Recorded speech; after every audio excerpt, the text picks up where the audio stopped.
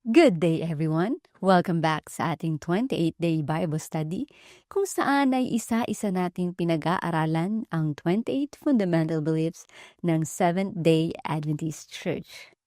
Sa mga nakaraang pag-aaral ay napag-usapan natin ang kaligtasan at kung paano tayo iniligtas ni Jesus sa pamamagitan ng kanyang biyaya.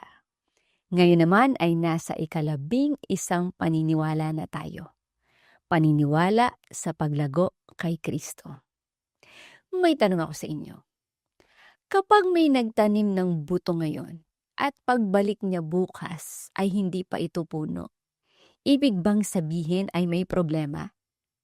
Siyempre hindi, dahil ang paglago ay isang proseso.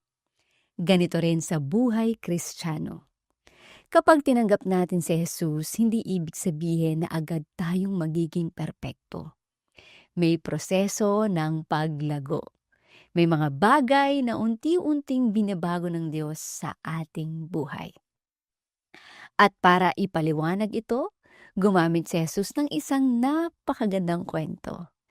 Ito ang talinghaga ng manghahasik o ng magsasaka. Mababasa ito sa Matthew 13. Sabi ni Jesus, may isang magsasaka na lumabas upang maghasik ng binhi. Noong panahon ni Jesus, inilagay ng magsasaka ang mga binhi sa isang bag at habang naglalakad ay ikinakalat niya ito sa lupa. Sa kwentong ito, ang binhi ay kumakatawan sa salita ng Diyos. At ang iba't ibang lupa ay kumakatawan sa iba't ibang kalagayan ng puso ng tao. Ngayon, tingnan natin ang 4 na uri ng lupa. Una, ang binhi sa daanan. Sabi ni Jesus sa Matthew 13:4, may mga binhing nahulog sa daanan at kinain ng mga ibon. Ito ang mga taong nakaririnig ng salita ng Diyos, ngunit hindi nila ito pinapansin o inuunawa. Parang may narinig silang sermon, Bible study o devotional, pero pagkalipas ng ilang minuto ay nakalimutan na agad.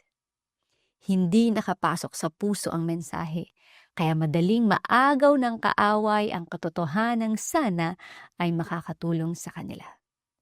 Pangalawa, ang binhi sa mabatong lupa. Sa Matthew 13:5-6, mabilis tumubo ang binhi, ngunit agad ding natuyo dahil mababaw ang ugat. Ito ang mga taong excited sa umpisa, masaya sila sa Bible study, masaya sila sa church, masaya sila sa worship. Pero kapag dumating na ang problema, tukso o pagsubok, mabilis silang sumusuko. Bakit? Dahil walang malalim na ugat. Kaibigan, hindi sapat ang excitement lang. Kailangan din natin ng matatag na relasyon kay Jesus. Pangatlo, ang binhi sa gitna ng mga tinik. Ito ang isa sa mga pinaka-common na sitwasyon ngayon. Sabi ni Jesus sa Matthew 13:22, ang mga alalahanin sa buhay at panlilinlang ng kayamanan ang sumusukal sa salita ng Diyos. Hindi naman masama ang mag-aral, hindi naman masama ang magtrabaho, hindi masama ang magkaroon ng pangarap. Pero minsan, nagiging sobrang busy tayo na wala ng panahon para sa Diyos.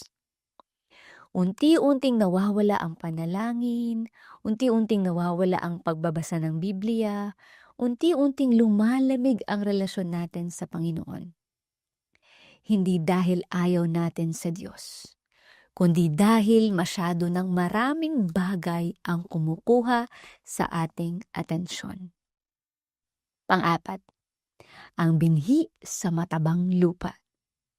Ito ang puso na handang makinig at sumunod sa Diyos. Sabi ni Jesus sa Matthew 13:8, ang iba ay nahulog sa mabuting lupa at namunga. Ito ang mga taong hindi lamang nakikinig sa salita ng Diyos, kundi isinasabuhay ito. Naglalaan sila ng oras sa panalangin, nagbabasa ng Biblia, nagtitiwala sa Diyos kahit may pagsubok. At dahil dito, lumalago sila sa kanilang relasyon kay Kristo. Ngayon, ano ang bunga ng paglago kay Kristo? Hindi lamang ito mas maraming Bible verses na kabisado. Hindi lamang ito mas maraming church activities. Ang tunay na bunga ay makikita sa pagbabago ng karakter.